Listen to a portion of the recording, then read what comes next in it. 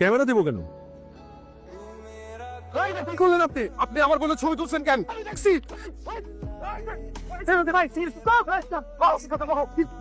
পানিটা দেন একটু। তোমরা কেন মারামারি করো? তোমরা এখানকার গেস্ট, আমার গেস্ট। আমি চাই না এটা নিয়ে আর কোনো কথা আদাত। আমার একটা কথা ছিল, আমার ক্যামেরাটা ফেরত চাই। Thank you uncle. তোমার বান্দরবান ট্যুর কেমন হলো?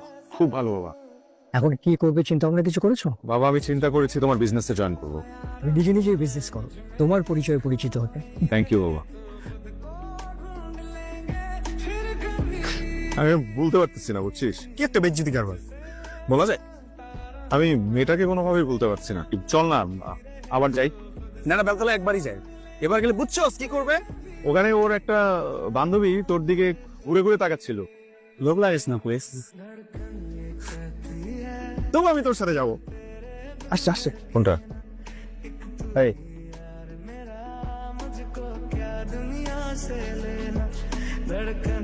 গতবার মনে হয় খেদমতটা ভালো মতো হয় নাই রে। দোস্ত এটা কি হলো? বড় বড় লাভ স্টোরিতে এরকম ছোট ছোট ট্র্যাজেডি হয়। ঠিক আছে, আমার নামটা জেনে রাখেন, অর্ণব হাসান। আমি ফেসবুক আইডি আছে।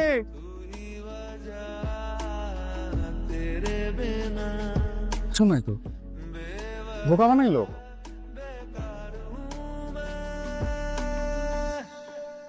এটা ক্যাট দে না, ও নিচ থেকে আমাকে অ্যাড দিবে। মানে তোর ওভার কনফিডেন্সের কারণে না প্রেম হবে না।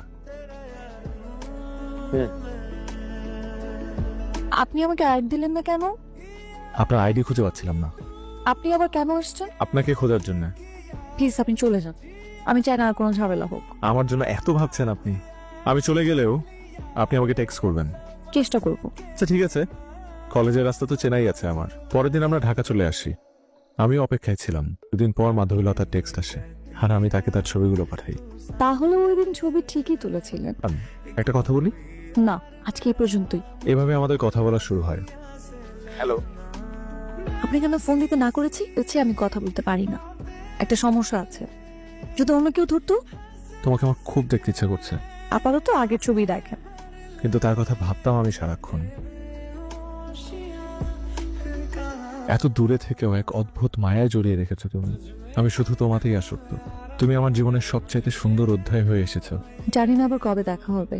এত দূরে থেকে কিভাবে সম্ভব? দূরত্বে কি আসে যায়, ভালোবাসা তো অনুভবে জন্মায়। কিছুদিন পর আপনি আমাকে ঠিকই ভুলে যাবেন। তোমাকে ভোলা অসম্ভব।